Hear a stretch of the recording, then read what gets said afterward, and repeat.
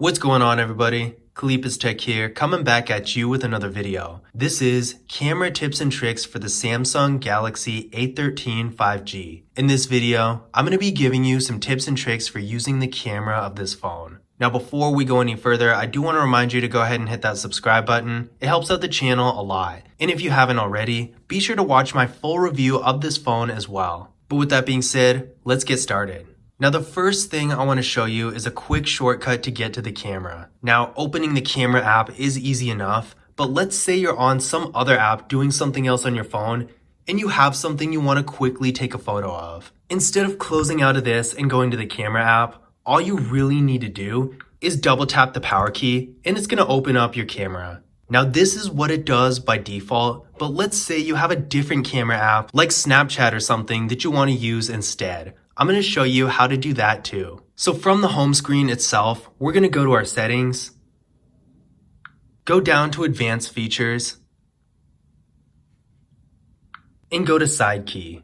As you can see, by default, double press is on and it's going to quick launch the camera. But if you wanted to open a different app, like say Snapchat or some sort of other alternate camera app, what you're going to do is select open app and then you can change it to whatever app you want. For this example, I forgot to download Snapchat on this phone, but I'm just going to use Instagram and basically you can see it's going to do the same thing. The next thing I'm going to show you is how to use the macro camera. So we're on the camera app right now, and what you're going to do is go to more and tap on the macro icon right here. Now, when you're taking macro photos, be sure to stay within 3 to 5 centimeters from the subject, otherwise it's not going to focus properly. In addition to this, when you're done taking photos with the macro camera, be sure to press the back button to go to your regular camera, otherwise it's going to stay in macro mode and your pictures might not show up right. The next thing I'm going to show you is how to take what's called a burst shot. In case you don't know what it is, a burst shot is basically a series of photos taken together in rapid succession, and it can be useful if you're trying to get a photo and want to get a bunch of takes of it just to make sure you get the right one. Now, I personally don't really use this feature a lot, but I know a lot of people like it, and it's a really easy thing to do. So all you need to do is slide your shutter down like this, and it's going to take the photo. As you can see, we're taking photos right now. And then if we go back to the actual gallery, you're going to be able to see all the photos right here. Now, when you're looking at a burst shot, you're going to be able to choose whichever frame you want to keep. And if there's certain shots within a burst shot you want to get rid of, you can also delete these. Now, there's actually another function you can do with that same motion, and that's creating a GIF image. So if you want to do that instead of taking a burst shot, all you need to do is go to your settings, go right here where it says swipe shutter button, tap right here, and change it from burst shot to create GIF. So now when you swipe your shutter button, instead of creating a burst shot, it's going to create an animated GIF instead.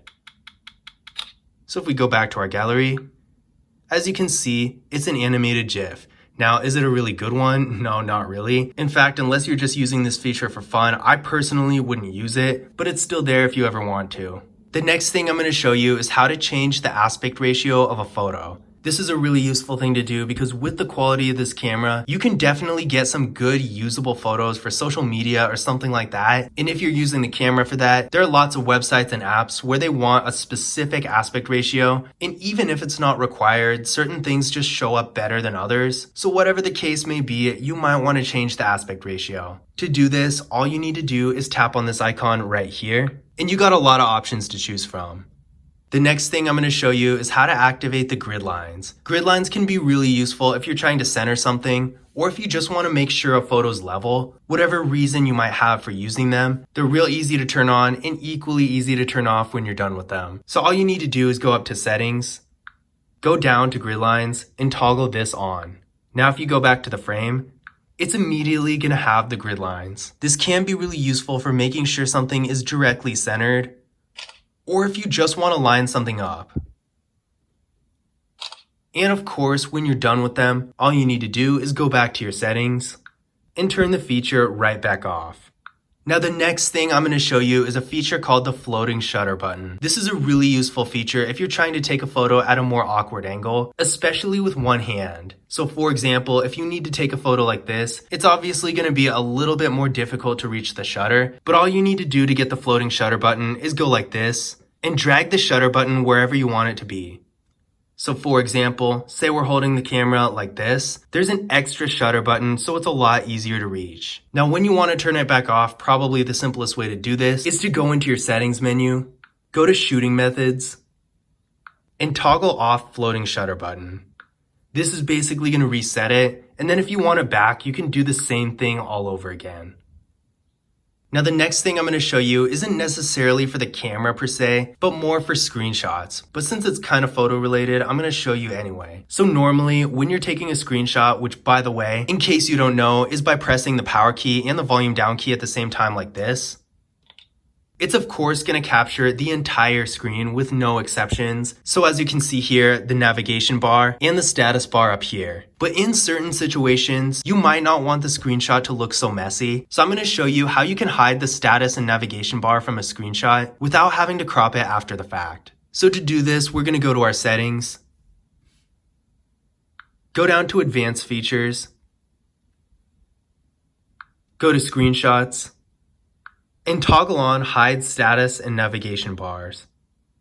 So now when you take a screenshot, it's going to be a lot cleaner because there's going to be no navigation bar and no status bar. The next thing I'm going to show you is how you can control your flash. So by default with this phone, the camera is actually not going to be making any type of flash. I can snap as many pictures as I want and it's not going to do it. But if you do want to use the flash, all you got to do is tap on this icon right here. And you can change it to flash mode. And in this mode, regardless of the lighting you're in, it's going to use the flash. Now you can also turn it to auto mode. And this is going to judge whether or not the flash is necessary, depending on your lighting.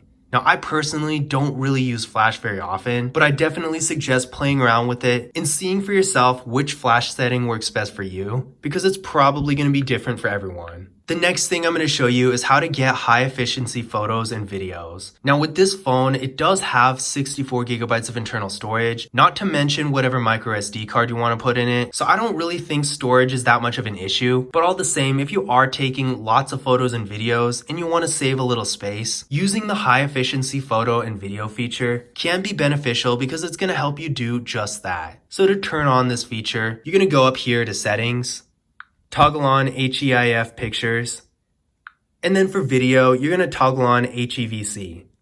So basically what this is going to do is instead of JPG and MP4 files, your photos and videos are now going to show up as HEIF and HEVC files. Now on one hand, compatibility has been getting better and better, so if you're posting a photo or a video on social media, it's probably going to be fine. But depending on what you're using these photos and videos for, not every single program is going to be compatible with these. So keep that in mind. If you want the best compatibility, be sure to leave these off. But if you want them to be really efficient storage-wise, it's definitely a nice thing to have. The last thing I'm going to show you is how to change the modes on the bottom.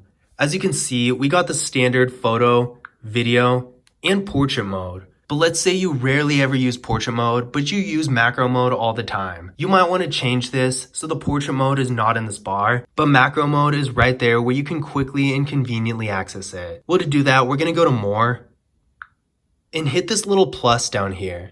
Now you can switch out whichever modes you want, except for the regular photo and video, so you can really customize this bottom bar and make it more convenient for you.